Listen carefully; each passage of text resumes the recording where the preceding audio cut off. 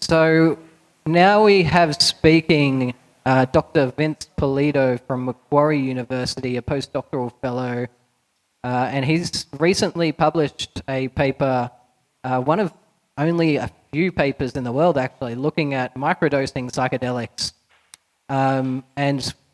This is one of the few only psychedelic-related research that's actually existing in Australia as well. So very interesting, and it's really great to have Vince along. Maybe I'll start by asking Vince how you would like to view your work and what you do, and then you can take us off into your talk. Okay, cool. It's an interesting way to start. Happy belated bicycle day to everyone, first of all. So to kind of answer that question and say how I see this work fitting in. I mean, I've been interested in psychedelic research for quite a long time. I've been kind of watching the emergence of this field that's getting some legs once again. And I've been curious about that sort of thing. But this is definitely the first research on psychedelics I've done. In my kind of research career, I've definitely been interested in, I guess you could say, more unusual topics. I did my PhD in hypnosis, and a lot of my work is really looking at how self-representation, motor control, these kinds of things change in different altered states of consciousness. So I've kind of, I guess, taken an approach of finding topics that I think are curious and interesting, but then really trying to approach them from a very solid and rigorous perspective from within cognitive science. So I work in a cognitive science department, which is great. It's a very interdisciplinary kind of field. And I've really taken that same approach with this microdosing study that I'm going to talk to you about here, trying to see like what is the most careful and rigorous way we can look at something that's actually quite difficult to study given the legal and bureaucratic kind of environment. So I guess to launch into it, I assume in this crowd most people are pretty familiar with the idea of microdosing. It's taking a really small dose of a psychedelic substance. People microdose in different ways. There's not one single way that people do it, but often people will take a substance every 3 or 4 days. If you read information online about microdosing, the idea behind that is that supposedly you microdose on one day and then there's a residual effect for a couple of days afterwards, and then you might microdose again on the 3rd or 4th day. Again, people follow different sorts of regimes. What's really interesting about microdosing is that there's claims of significant psychological benefit. If you read media stories or reports online, people talk about microdosing having many different effects, from improving mental health to improving creativity, general well-being. It's described in pretty glowing terms in most of the material that you find about it.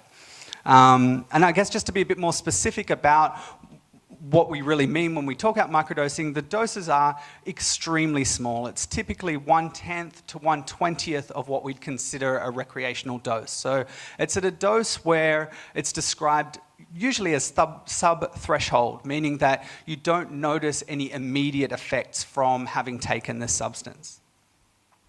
Now, the history of microdosing is quite interesting. It really became a popular phenomenon after the publication of this book in 2011 by James Fadiman. He is definitely the person who has popularized and kind of spearheaded the modern interest in microdosing. This book was mentioned by Tom in the last talk. It is a really interesting book, just as a general kind of guide to psychedelics in the modern world, even apart from the microdosing section. So I would certainly recommend the book. It is what kickstarted the, I guess, microdosing revolution and interest, and that was, I guess, taken to the next level by this Rolling Stone report that came out in 2015 that was where microdosing really first made it into the mass media. Now, interestingly, there's been another book published quite recently, just in the last couple of months, which is this book here by Torsten Passy, which is called The Science of Microdosing Psychedelics. And this book is great. It's got all sorts of overviews of studies that were done in the 60s that could be considered microdosing. Some of them are a bit higher doses than usually what we talk about microdosing, but I discovered this after I'd published my paper, and there was all sorts of things in there that I hadn't been aware of and that aren't typically in the sort of public domain of information about microdosing. So this is a goldmine if you're interested in kind of the history of the practice. Nevertheless, we get to about 2015, microdosing is really blowing up. There were there was this first Rolling Stone article, but there's been literally tens of thousands of articles about microdosing since then, with all sorts of headlines, some really dubious sounding things, and some quite good journalism reporting on the phenomenon. But yeah, it really kind of took off. This graph, the axes haven't come up for some reason, but this is essentially showing the Google trend search for the phrase microdosing. The time period, just to give you an idea, this is around kind of like 2012, 2013, around here. This is where the Rolling Stone article was published. And this was a book that was published in early January 2017 by Alec Waldman, all about microdosing, and that also led to a big spike. The purple section down the bottom, that was the period of time in which I collected data for my study. So I was quite lucky to kind of get this all going just at this period here where microdosing was starting to explode in popularity. Now, Tom kind of touched on a point that, and also some of the questions of this idea of the way that people think about psychedelics seems to be changing somewhat, and that's particularly true of microdosing. There's a great quote here from Hamilton Morris, who said, "I would never expected that the way to get everybody interested in psychedelics was to make them not psychedelic." So some extra context for this kind of idea is this, probably my favorite tweet on microdosing. Drugs in the 60s, this will free your mind. Drugs now, by doing small amounts of LSD, I maximize productivity generating capital for my boss.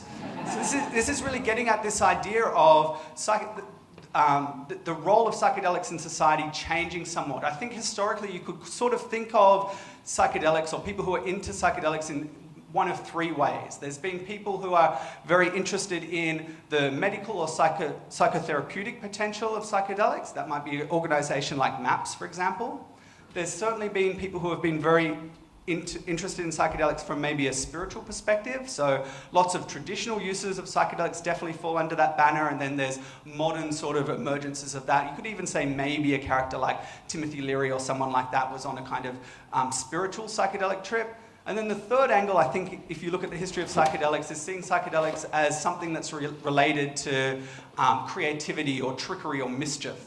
Okay, and so that's, I think, been our dominant sort of, I'm obviously generalizing, but our dominant sort of lenses in which you can understand psychedelics. And it seems like there is something that is changing now that not everyone is comfortable about. As microdosing and psychedelics in general become more popular, there is certainly a concern about psychedelics being commodified. And David Nichols, who's talking at the next one of these events, has some excellent critiques of that I think are really important. So I'd certainly encourage you to come and see him next time if you're interested in these kinds of sociological issues. Okay, so with that kind of background, I guess what I'm trying to establish is just that there has been this sudden interest in this new way of taking psychedelics.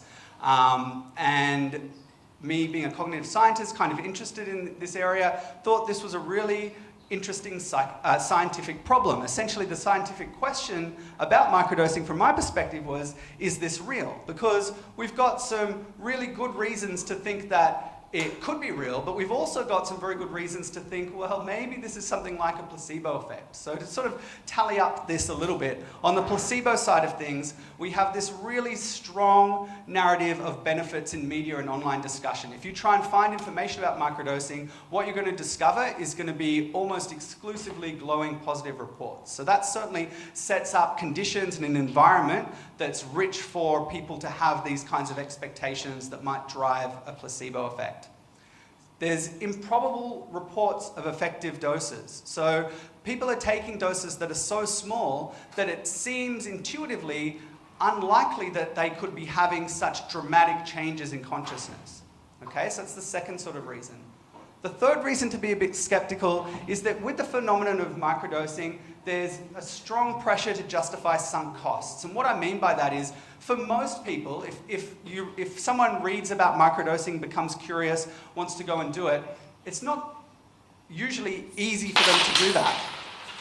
They have to find somewhere that they can get the substance, which might be difficult for them. Once they've got the substance, they need to go to quite a bit of effort to work out the dosage, maybe cut up a paper trip into very small little pieces or do some kind of volumetric dosing with liquid substances. So there's a lot of effort that goes into it, which means that if someone has done that, they're really primed to get something out of that. It's quite difficult for someone to be detached and say, oh, actually, maybe this isn't doing very much at all.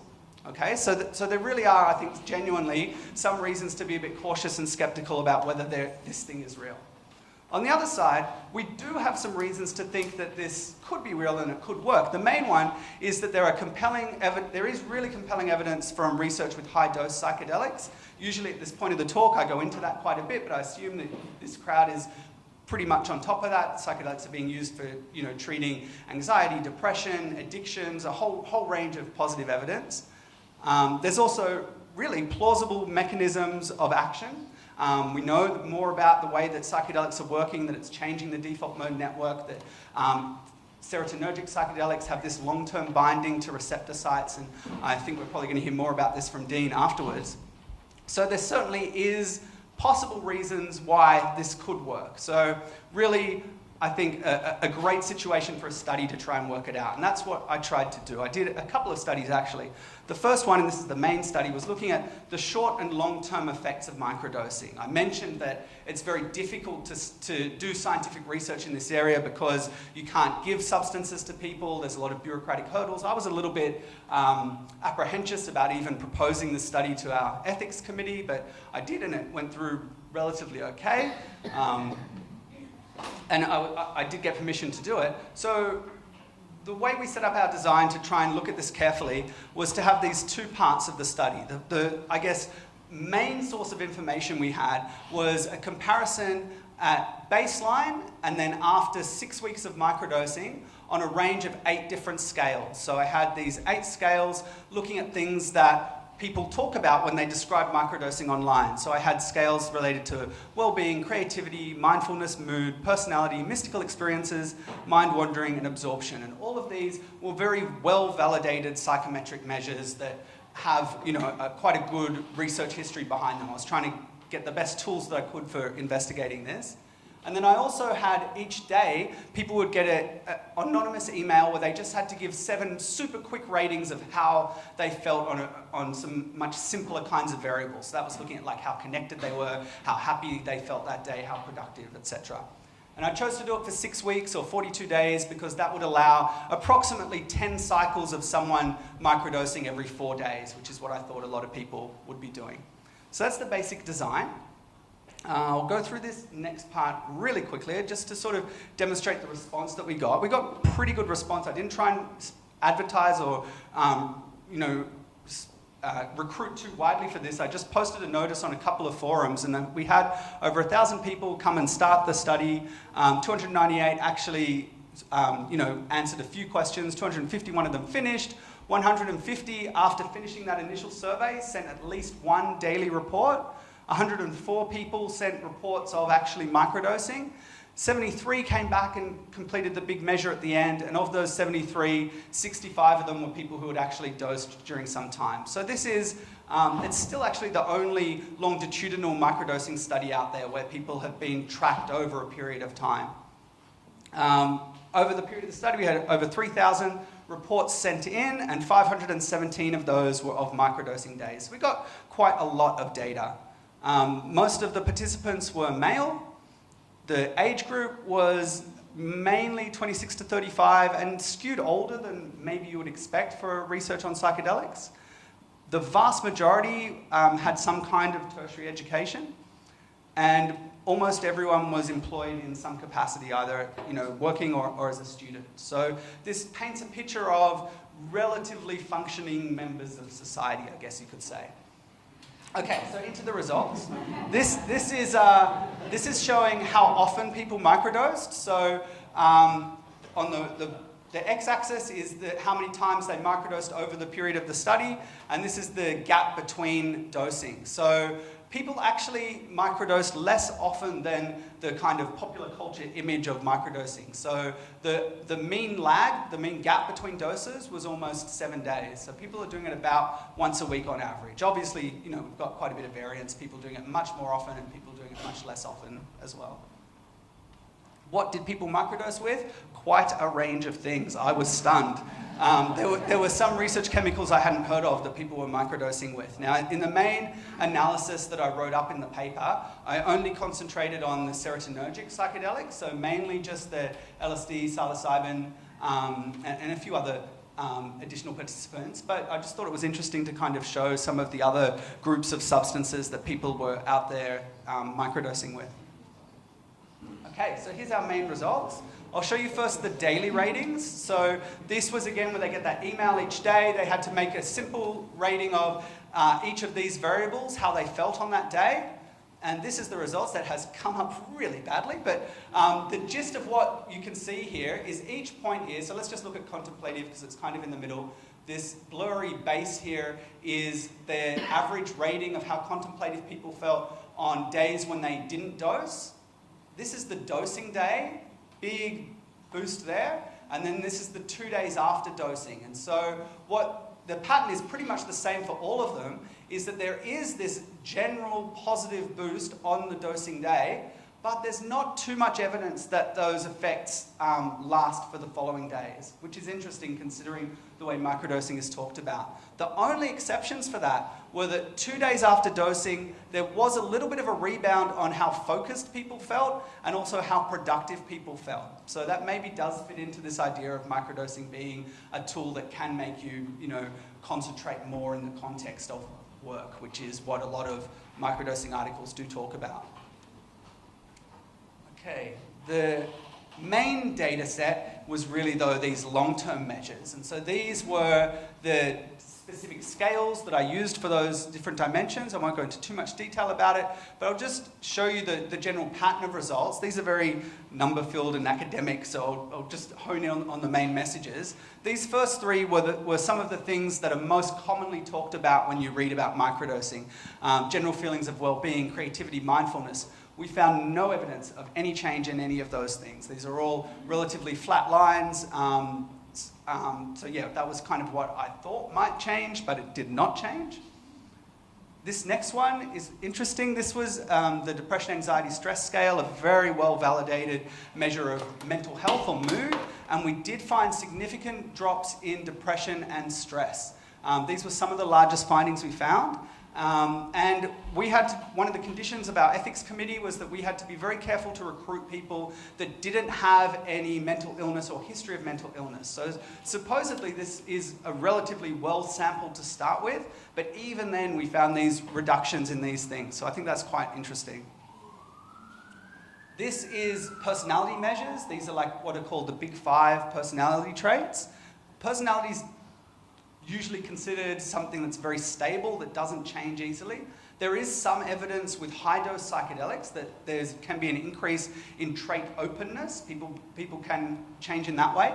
We didn't find that, and in fact, the only change we found related to personality was a small increase in neuroticism. And so that's certainly surprising. That's quite, that goes against a lot of what the big dose psychedelic research shows. And I think it's worth just thinking a little bit about what that could mean. Neuroticism is really about someone having more intense emotional experiences. And that certainly can be negative experiences, but it doesn't exclusively have to be. So one possibility is that microdosing made people more aware of emotions that were already there. I don't know if it necessarily made people more neurotic in that a negative kind of sense, but certainly this is something that we're following up and I think is a curious finding to get to the bottom of.